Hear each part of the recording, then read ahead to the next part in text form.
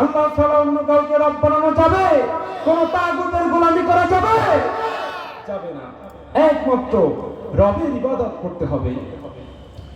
আল্লাহ রাব্বুল আলামিন যখন আসমানকে এবং জমিনকে সৃষ্টি করে দিয়ে আমাদেরকে ইবাদতের জন্য বললেন, এরপরে আল্লাহ তাআলা আমাদেরকে বলছেন, হাল ইয়াস্তাবিল্লাযীনা ইয়া'লামুনা ওয়াল্লাযীনা লা ইয়া'লামুন।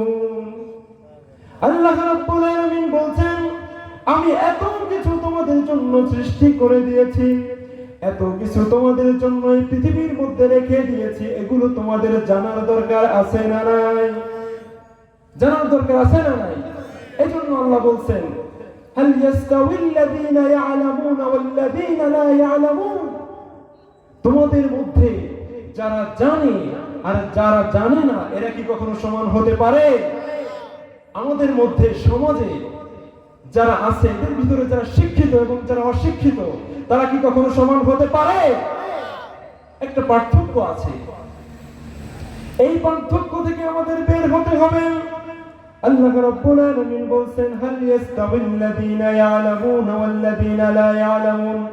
তোমাদের মধ্যে যারা জানে আর তোমাদের মধ্যে যারা জানে না, তারা কখনো সমান হতে পারে না।